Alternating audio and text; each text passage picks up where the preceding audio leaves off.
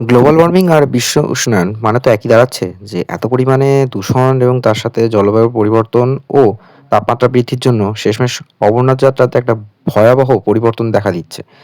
মূলত ৩রা জুলাই থেকে অফিসিয়ালি বলা ভালো যে এই অমরনাথ যাত্রা শুরু হয়েছিল। আ কম বেশি ৫ তারিখ থেকে। এবং দেখা যাচ্ছে যে ৫ থেকে ৬ দিনের মধ্যে এই অমরনাথ যাত্রা শুরু হওয়ার পর মোটামুটি একটা ট্রাভেল ওয়াইজ প্রত্যেকদিন একটা নির্দিষ্ট সংখ্যক তীর্থযাত্রীরা যায়, যেটা পুরোটাই অর্গানাইজ করে থাকে কেন্দ্রীয় সরকার। ৫ দিন থেকে ৬ দিনের মাথায় দেখা যাচ্ছে যে অমরনাথ গুহার সামনে যে এই বাবা বরফানি শিবলিঙ্গটি থাকে সেটি গলে গেছে। আজ থেকে ১০ বছর আগে যেখানে ৩৫ দিন ৪০ দিন তারপরে সেটা ১০ দিন, ১৫ দিন এইভাবে কমতে, কমতে ৫ থেকে ৬ দিনের মাথায় এসে দেখা যাচ্ছে যে এই যাত্রা শুরু হওয়ার মাথাতেই এই শিবলিঙ্গটি গলে যাচ্ছে। কেন গলে যাচ্ছে? না, জম্মু কাশ্মীরের তাপমাত্রা লাস্ট ৪-৫ বছরে খুবই বেড়েছিল। দেখা যাচ্ছে যে আজ থেকে ৭-৮ বছর আগে যেখানে অমরনাথ যাত্রার শিডিউল ডেট টাইম থেকে শুরু হওয়ার ৩৫ দিন ৪০ দিনের মাথায় এই শিবলিঙ্গটি গলছিল, সেটা ২০২৬ এ দেখা গেল অমরনাথ যাত্রা শুরু হওয়ার ৬ দিনের মাথাতেই গলে গেছে। কারণটা হচ্ছে এটাই যে উষ্ণায়ন বাড়ছে এবং প্রত্যেক বছর এই যে হিউজ পরিমাণে তীর্থযাত্রীরা যাচ্ছে, তাতে সেই সময় বলা চলে সেই সাময়িক পরিস্থিতিতে সেখানকার তাপমাত্রা বেড়ে যাচ্ছে। ওভারঅল কাশ্মীরে জলবায়ুর পরিবর্তন হচ্ছে।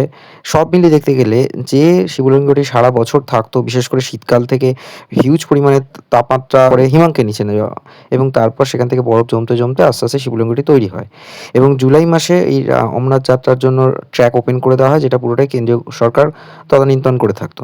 তারপর এটা মোটামুটি এই আপনার সেপ্টেম্বর, অক্টোবর পর্যন্ত চলতো, দেন এটা ক্লোজ হয়ে যেত। শীতকালের আগে এটা ক্লোজ হয়ে যেত। কিন্তু দেখা যাচ্ছে যে এই বছর ঠিকঠাক মতো বরফ জমেওনি, তাপমাত্রা বৃদ্ধি পাচ্ছে।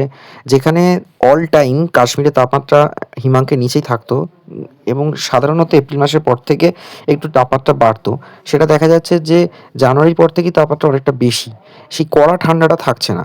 যার জন্য এখানকার যে বাবা বরফানি, যাকে কেন্দ্র করে মানুষের মধ্যে একটা উন্মাদনা থাকে যে তাকে দূর থেকে দেখবে, শিবলিঙ্গের মতো আকার আয়তন হয় যেটি বরফ জমে, বাবা বরফানি নাম দেওয়া হয়েছে, সেটি আর থাকছে না।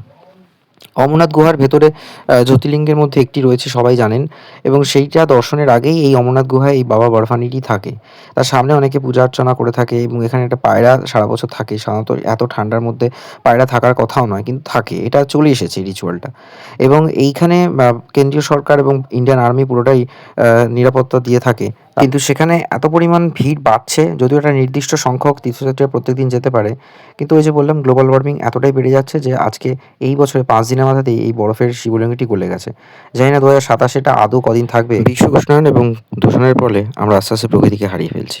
ভিডিওটা দেখুন, কমেন্ট বক্সে জানান নিজেদের মতামত, চ্যানেলটা সাবস্ক্রাইব করুন। Stay tune on Bong stories.